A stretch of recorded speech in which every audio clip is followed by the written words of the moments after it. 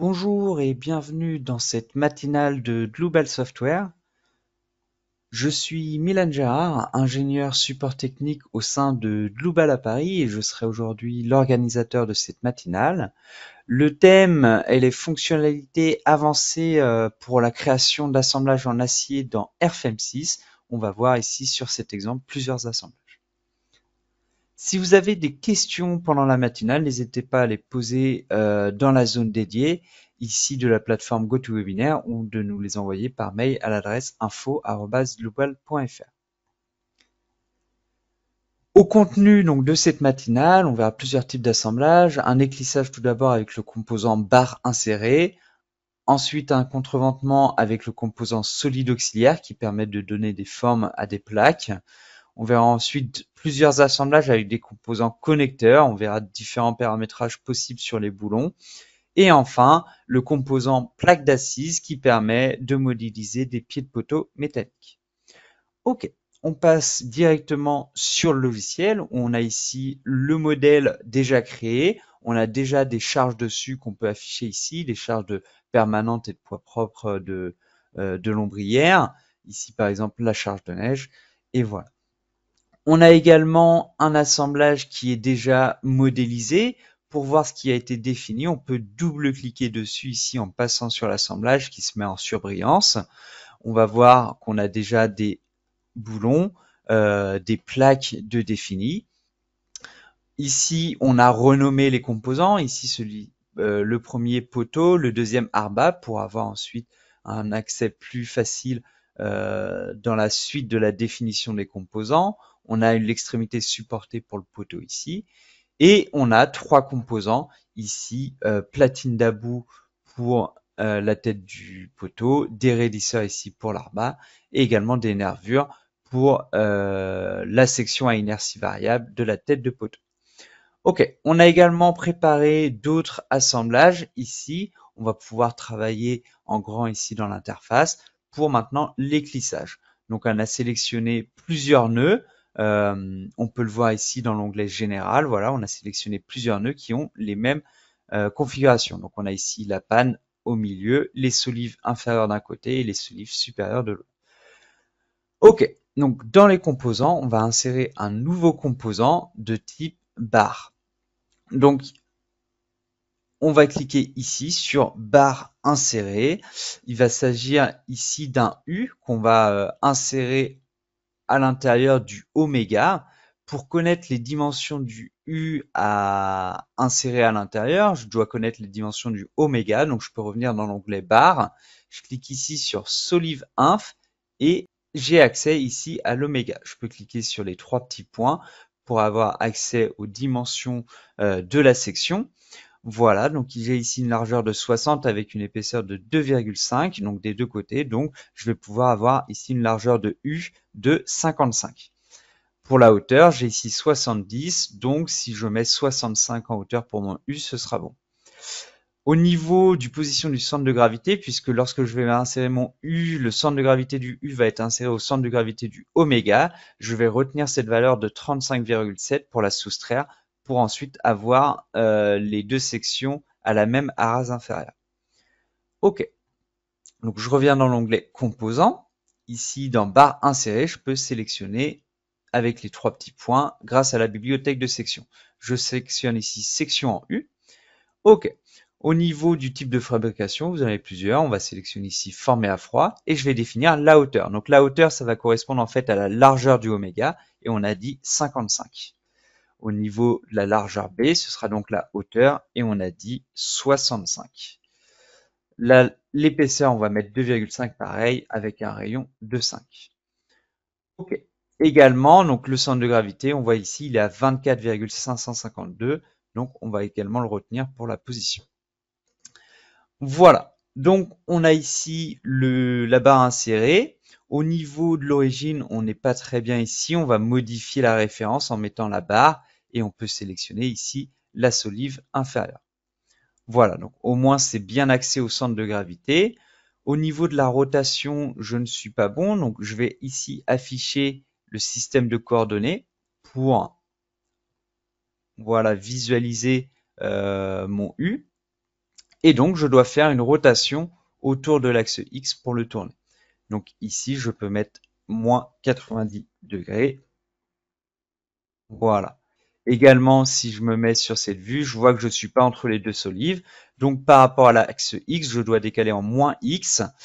Donc, ici, moins 150, qui est égal à la moitié de la longueur de ma barre insérée. OK.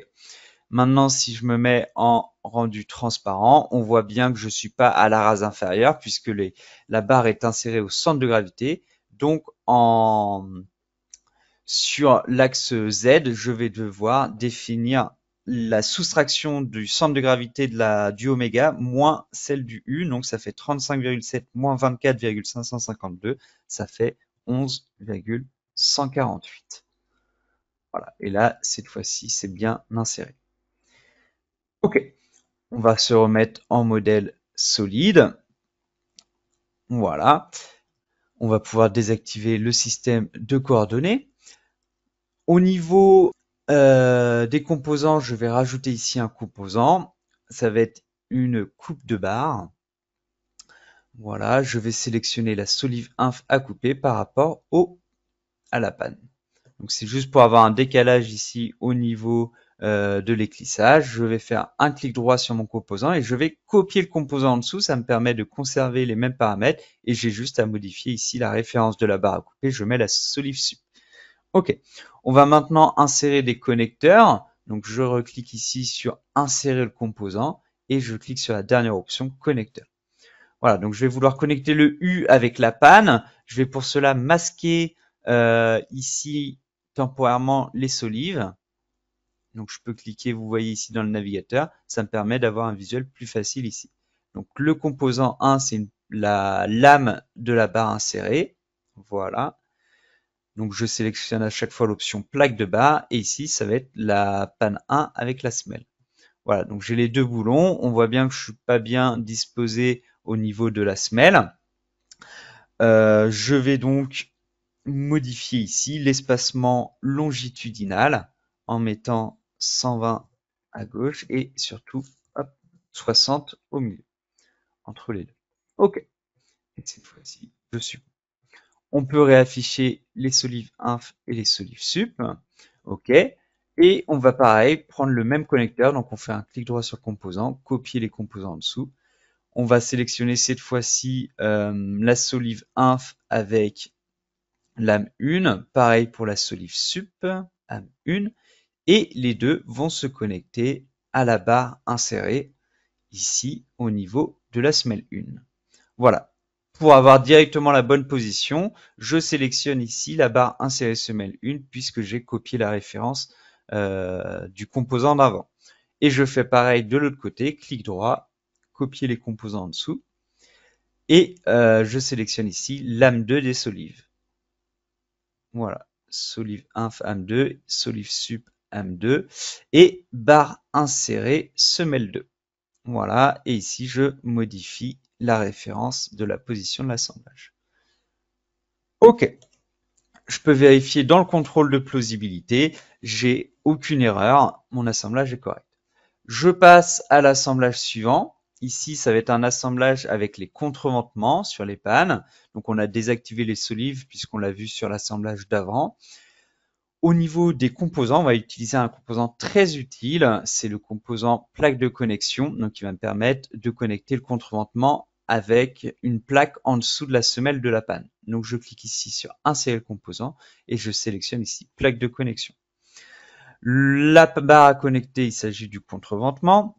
Je vais choisir comme objet de référence une nouvelle plaque pour avoir un gousset ici à définir. Le type de fin pour ma barre de contreventement, je vais sélectionner barre entaillée ferrure. OK. Je sélectionne tout de suite une référence pour ma nouvelle plaque avec ici la semelle inférieure de la panne. Voilà. Donc là, on a une nouvelle plaque qui se crée et ici, on a bien la ferrure. On va donner la dimension à notre plaque. On va mettre 300 par 110. Voilà, pour avoir bien les deux contreventements disponibles. Au niveau de la ferrure, je suis pas bien disposé ici. Je vais me mettre à 200. Ok. Ici, on a la plaque qui est définie. On va le définir après. Ici, dans cette zone ferrure, on a ici une épaisseur de 10. On peut mettre un peu moins. On va mettre 5. On voit ici l'ajustement automatique dans le graphique. Au niveau du chevauchement, ça, on va le voir sur la partie du contreventement. Si on met 100, on a ici la plaque qui vient un peu plus sur le contreventement. Au niveau de la largeur, on va mettre 125 et on va garder une hauteur de 70. En mettant 125, je viens un peu ici mordre sur la semelle, ce qui n'est pas possible. Je vais donc modifier les coins en mettant un arrondi ici de 25 mm. Et en validant, on voit ici la forme de la ferrure qui est bien correcte. Également, on voit que j'ai une seule ferrure. Si je souhaite en mettre deux, je sélectionne ici sur la position les deux et on voit le décalage de la plaque également avec, voilà, ici deux ferrures axées sur la barre de contreventement. Et enfin, au niveau de la position de mes boulons, ici ce boulon n'est pas bien positionné. Je viens donc ici modifier l'espacement horizontal. Je vais mettre 30 et 40 surtout entre les deux boulons. Voilà. Je vais faire la même chose pour le contreventement de l'autre côté. Je vais faire un clic droit sur mon premier composant, copier les composants en dessous. Comme ça, je vais juste avoir à modifier la référence de la barre. Ok. Je retourne en haut ici, je sélectionne mon contreventement 2. Au niveau de la plaque, je ne vais pas demander à créer une nouvelle plaque, je vais demander de prendre la plaque existante comme référence et je sélectionne ici la plaque de connexion Gousset 1. Et automatiquement, la ferrure va s'ajuster à la plaque qui existe déjà. Et je remets ici le décalage à 200 comme pour l'autre barre de contreventement. Et on a bien ici le même assemblage pour les deux barres de contreventement. Ok, on va insérer un nouveau composant, cette fois-ci c'est un solide auxiliaire. Donc le solide auxiliaire va permettre de faire des découpes ensuite. On voit ici une forme de boîte, on peut choisir une forme de cylindre ou de section. Dans le cas d'une section, je dois venir chercher ici avec les trois petits points. J'arrive sur la bibliothèque, nous on va choisir semi-ovale massive avec une hauteur de 100 et une largeur de 250 par exemple. Ok. On a ici le solide qui est inséré. On peut regarder les systèmes de coordonnées pour orienter le solide. On voit que autour de l'axe, on va devoir l'orienter. Donc, au niveau de la référence, je vais bien me mettre par rapport à la plaque, ici, du gousset que je veux modifier. Voilà, je vois ici l'orientation de mes axes. Je vois que par rapport à Y, je dois faire une rotation de 90 degrés. Également par rapport à X. Voilà. J'ai ici mon solide. Il est un peu trop imposant. Je peux directement modifier les propriétés de ma section ici en modifiant les deux paramètres. Si je mets 50, voilà. Et là, je peux modifier en Z, en Y, pardon, et mettre moins 35. Ok. Voilà le solide. Et maintenant, il s'agit de faire une coupe de plaque. Donc, je vais venir ici insérer le composant. Je vais sélectionner coupe de plaque. Et dans la plaque à couper, donc bien sûr, je sélectionne la plaque de connexion 1 que je vais couper via le solide auxiliaire. Et automatiquement, il va prendre le seul solide auxiliaire présent dans les composants. Ok. Et pour voir la coupe, je peux masquer le solide auxiliaire. Je viens ici dans le navigateur à droite et je désactive le dernier composant. Voilà. On voit ici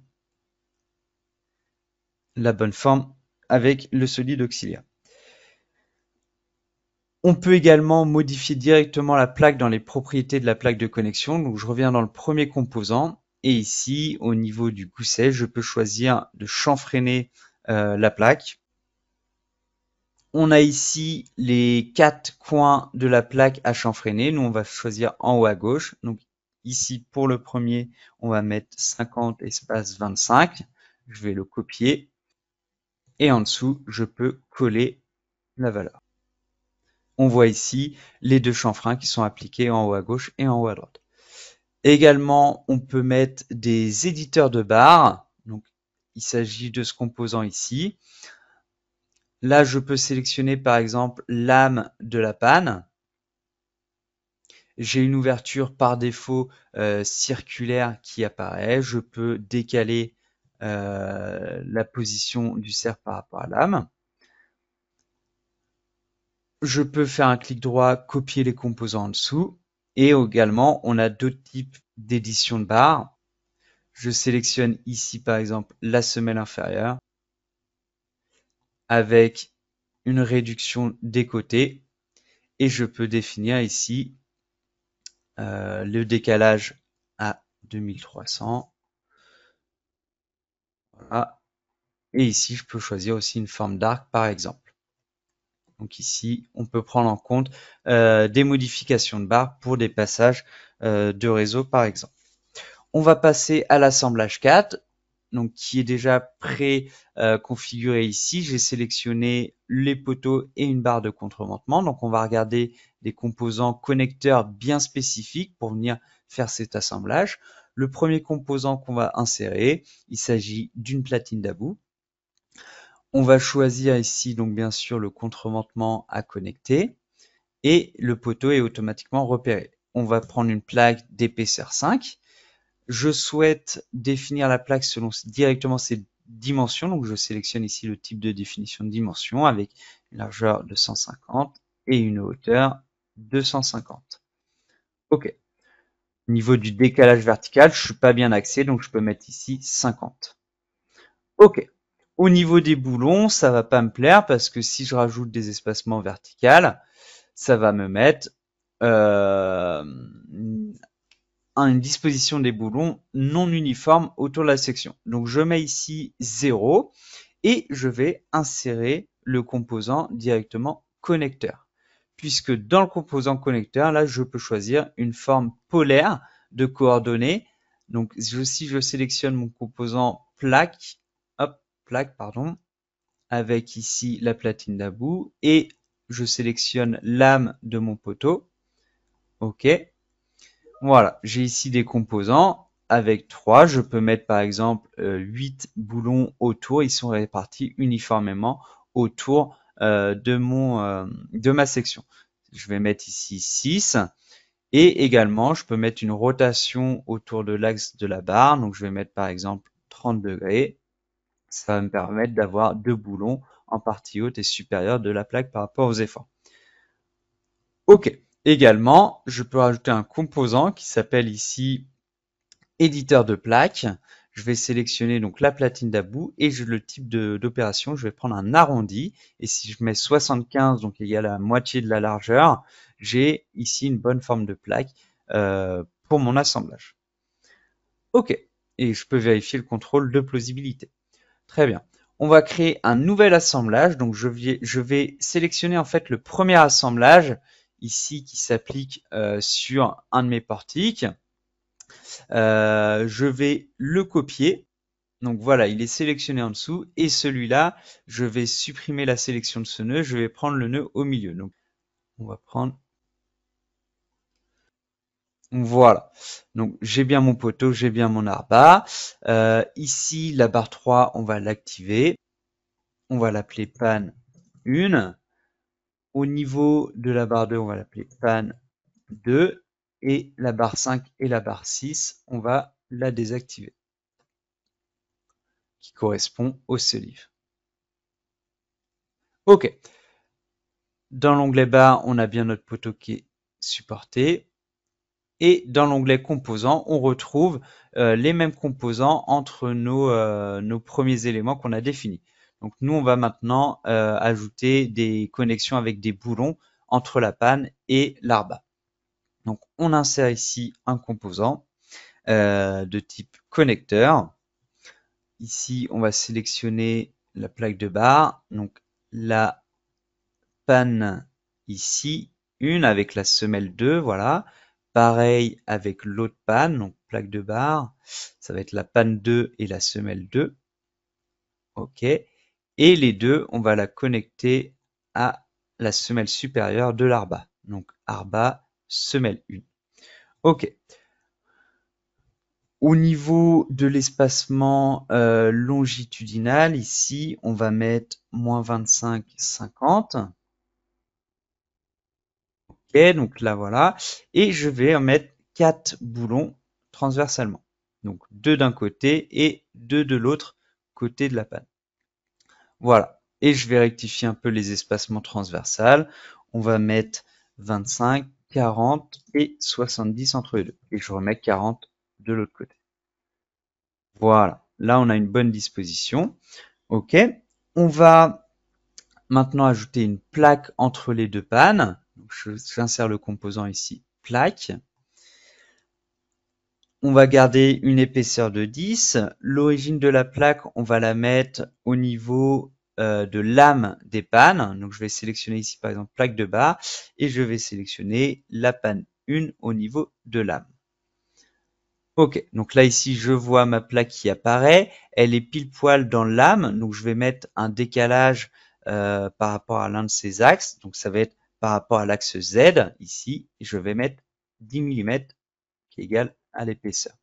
Ok, au niveau de la forme, je vais mettre une largeur de 300 avec une hauteur de 160. Ok. Et je vais ici rajouter un composant éditeur de plaque pour lui donner une forme un peu plus particulière. Je vais sélectionner ici la plaque 1 à modifier avec un chanfrein de 100 par 100. Par contre, au niveau des coins à sélectionner, ça va être juste en bas, donc ça va être le coin 1 et 2, je peux mettre 1,2. Ok, donc cette plaque, elle est sur ce côté de la panne. Je vais la mettre également de l'autre côté. Donc je sélectionne les deux, je fais un clic droit, copier les composants en dessous. Bien sûr, la plaque numéro 2, je vais modifier son déplacement par rapport à son axe Z à moins 10 pour qu'elle soit de l'autre côté. Et j'ai bien une plaque de chaque côté. Et automatiquement, l'éditeur de plaque a été copié et en référence à la plaque 2 qui a été copiée également. Donc ça, c'est parfait. On peut rajouter maintenant le dernier composant, connecteur. Voilà, on va sélectionner les composants donc de plaques à connecter. Il y aura la première plaque 1. Entre les deux, on va mettre les plaques de barre. Donc la solive, la panne 1 au niveau de l'âme, la panne 2 également au niveau de l'âme. Voilà. Et là, en sélectionnant, on voit ici que la position des écrous derrière n'est pas encore bonne. Il faut bien sélectionner la plaque 2 pour valider ici, voilà, les composants de plaques et des boulons qui prennent tous les composants en compte. Ok. Au niveau de la forme des boulons, on va définir un peu plus de boulons sur la plaque. Donc, en espacement longitudinal, on va en mettre 6 et en espacement transversal, on va en mettre 3. Voilà. Je vais désactiver ici les systèmes de coordonnées et je vais pouvoir maintenant désactiver manuellement les composants qui sont pas bien sur la plaque. Pour cela, je vais dans cette zone ici, coordonnées, et je vais dans cette colonne où j'ai un visuel quand je passe avec la flèche du clavier un boulon après l'autre. J'arrive sur celui-ci, je vois qu'il n'est pas bien disposé, je souhaite le désactiver, il me suffit d'appuyer sur la touche espace de mon clavier pour désactiver la coche dans la colonne. Donc, je continue à passer avec mes flèches, j'appuie sur espace, je continue, espace, je continue en bas, espace, les deux suivants, je les garde, et les deux derniers, j'appuie sur espace pour les désactiver. Donc là, je peux vraiment personnaliser mes boulons d'assemblage ici sur ce type de plaque. Ok, et je vérifie le contrôle de plausibilité. Normalement, c'est bon. Ok, On fait un dernier assemblage. Ici, je crée un nouvel assemblage. Ça va être sur les pieds de poteau. Je viens sélectionner ici mes pieds de poteau. Je peux faire une sélection lasso. OK. On va l'appeler ici poteau. On a un seul élément. Dans composant, on va insérer un nouveau composant qui s'appelle ici plaque d'assise. Voilà. On voit ici le composant. Je vais modifier la largeur de mon bloc en béton. Je vérifie bien mon matériau. J'ai bien du béton de sélectionné. Je vais mettre une épaisseur de 300. Au niveau de la plaque, je vais modifier à 100. Et de tous les côtés, je peux appuyer sur F8 pour copier les données. Voilà, pour l'avoir sur tous les côtés. Et pareil pour mon bloc en béton, je vais décaler de 100 et j'appuie sur F8 pour appliquer sur tous les côtés. Ok. Au niveau des ancrages, je vais un peu plus bas. Je peux activer la friction à considérer pour les ancrages. Je vais prendre ici 3 espacements transversales pour avoir plus de boulons. OK. Au niveau de la position de mes boulons, je vais modifier. Longitudinalement, je vais mettre ici 120 avec un espacement de 60 entre les deux. OK, comme ça se rapproche ici. Et pour mettre tous les boulons intérieurs, je vais modifier ici l'espacement longitudinal. Je vais mettre 150 et 50 entre les autres. OK. Ici, c'est très bien. Et au niveau de la longueur de mes ancrages, je vais modifier à 200. Voilà. Je peux rajouter également des éléments sur ma plaque d'assise. Donc j'insère ici un composant, par exemple ici le composant de type jarret. Je vais sélectionner ici la poteau comme référence avec lame. Ici le type de référence, je vais mettre une plaque. Ok, j'ai une plaque d'assise d'un côté. Je vais choisir de la mettre sur les deux côtés. Je peux demander à avoir un alignement incliné de ma plaque. Voilà, avec une largeur de 300. Voilà. Ici, par exemple, je vais dans les contrôles de possibilité, tout est bon. Je valide mes assemblages et ils vont apparaître dans l'interface du logiciel. Ok, j'ai ici mes assemblages, mes pieds de poteau, mes contreventements, etc. Si je souhaite lancer le calcul, je vais vérifier les configurations ici. Si je double-clique ici par défaut, on va avoir des calculs qui vont se lancer sur 4 incréments de charge pour chaque composant. Ce qu'on pourrait faire pour optimiser le temps de calcul, c'est de copier ici notre configuration, de la renommer ici 2 incréments. OK. Et je modifie ici le nombre d'incréments pour pouvoir l'attribuer à d'autres assemblages, pour augmenter. Après, si le calcul ne converge pas, je peux repasser sur la configuration par défaut du logiciel.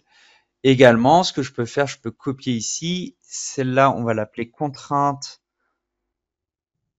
plus flambement. Et on va en effet activer l'analyse du flambement. Donc ça, on va voir qu'on va l'appliquer pour certains éléments. Donc je valide ici. Et ici, je vais sélectionner par défaut tous les assemblages pour cette configuration. OK.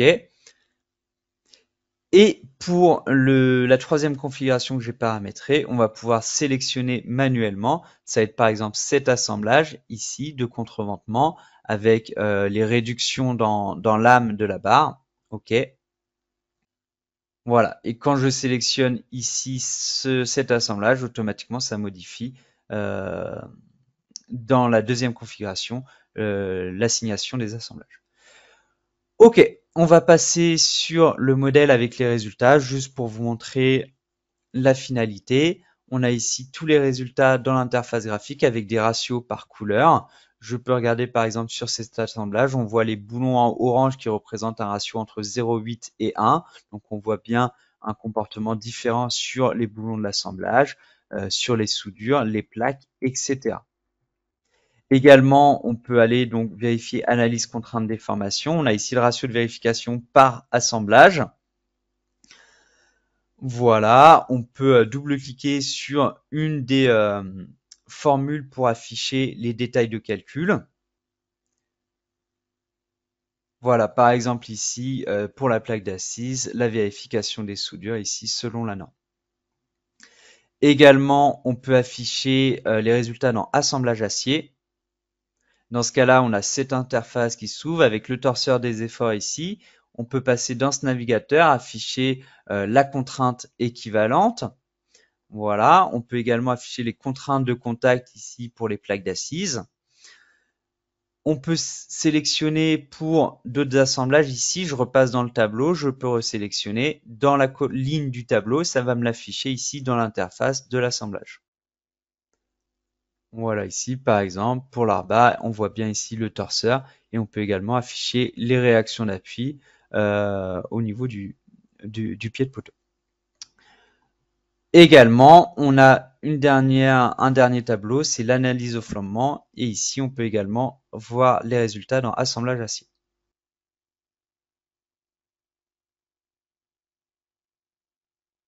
Voilà, on voit ici un premier mode. On peut sélectionner dans la ligne ici d'autres modes et ça met automatiquement l'interface à jour pour visualiser les différents modes. OK. Voilà.